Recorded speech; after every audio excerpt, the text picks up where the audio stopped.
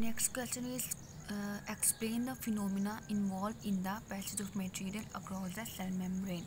Cell membrane के through जो material move हो रहा है वो किन फिनोमिनास के थ्रू हो रहा है? तो मटेरियल मूव कर रहा है जनाब सिंपल डिफ्यूजन के through, facilitated diffusion, filtration, active transport, endocytosis, exocytosis and the osmosis. Next question है कि सेल के अंदर प्लांट सेल में किस तरह से जो है टर्मिनल प्रेशर क्रिएट होता है। तो जो प्लांट सेल्स होते हैं हाइपोटोनिक इन्वायरमेंट में मोस्टली रह रहे होते हैं। मीन्स के जो बाहर का इन्वायरमेंट होता है सेल के बाहर का इन्वायरमेंट, वहाँ सोल्यूट की मिकदार जो है वो कम होती है और वाटर की मिकदार ज़्यादा होती है। और इसके बरक्स जो सेल है सेल के अंदर वाटर की मिकदार कम होती है। तो ऐसे में क्या करता है वाटर जो है वो सेल के बाहर से जो अंदर की तरफ सेल में मूव करता है, जिससे सेल का विक्यूल का साइज़ इंक्रीज़ कर जाता है। विक्यूल का साइज़ इंक्रीज़ करने से साइटोप्लाज्म जो है वो सेल मेम्ब्रेन के ऊपर सेल वॉल के ऊपर प्रेशर एग्जर्ट करती है। ये जो इनसाइड द वाटर है सेल के अंदर, inside the water of the cell जो है वो प्रेशर एग्जर्ट करता है सेल वॉल के ऊपर। इस प्रेशर को हम टर्गर प्रेशर कहते हैं। नेक्स्ट क्वेश्चन है रिलेशनशिप बताएं सेल की स्ट्रक्चर और फंक्शन में। जिस टाइप का स्टूडेंट सेल का स्ट्रक्चर होगा, सेल ने जिस टाइप या जो फंक्शन परफॉर्म करना होगा उसकी स्ट्रक्चर भी वैसी ही होगी। जैसे कि हमारे डिफरेंट ऑर्गन्स हैं, मसल्स के जो सेल्स हैं उन वो फंक्शन अपने फंक्शंस के अकॉर्डिंग जो है वो उनकी परफॉर्मेंस है। इसी तरह से जो मतलब कि दूसरे आई के जो सेल्स हैं वो उसके फंक्शन के अकॉर्डिंग जो है वो उनकी स्ट्रक्चर है।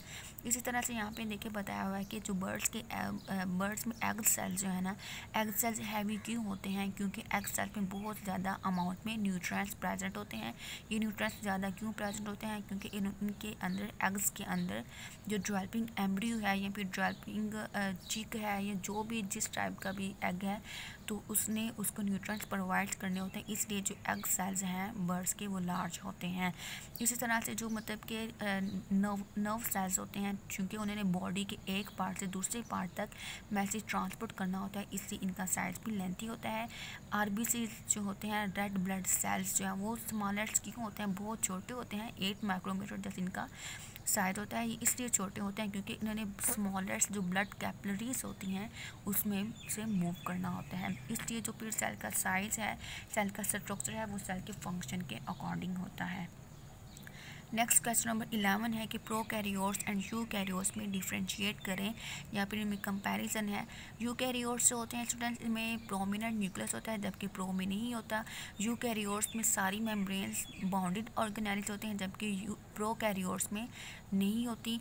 और यूकैरियोट्स सेल्स का साइज़ लार्ज होता है, प्रोकैरियोट्स स्मॉलर होते हैं। यूकैरियोट्स की जो सेल वॉल्स होती हैं सेलुलोज और काइटिन की होती है जबकि प्रोकैरियोट्स की जो है वो पेप्टाइडोग्लाइकेन मटेरियल की होती हैं। यूकैरियोट्स के राइबोसोम्स लार्जर इन साइज होते हैं, प्रोकैरियोट्स के स्मॉलर होते हैं। क्वेश्चन नंबर 12 है कि जो एनिमल टिश्यूज़ हैं इनको स्पेसिफाई करें कि एनिमल टिश्यूज़ जो हैं वो किस तरह के सेल से मिलके बने होते हैं, इनकी लोकेशन क्या होती है और इनका फंक्शन क्या होते हैं। एनिमल टिश्यूज़ हमने अभी रिसेंट ही पढ़े थे, एपिथेलियल थे, कनेक्टिव थे, मसल थे एंड नर्वस टिश्यूज़ थे। अब इनको मतलब कि इनकी एक्सप्लेनेशन इनकी इस तरह से देनी है कि ये टिश्यूज़ जो हैं इनमें किस टाइप के सेल्स होते हैं। तो एपिथेलियल टिश्यूज़ जो थे इसमें फ्लैट सेल्स भी थे, क्यूब भी थे, कॉलमन भी थे और सिलिएटेड भी थे।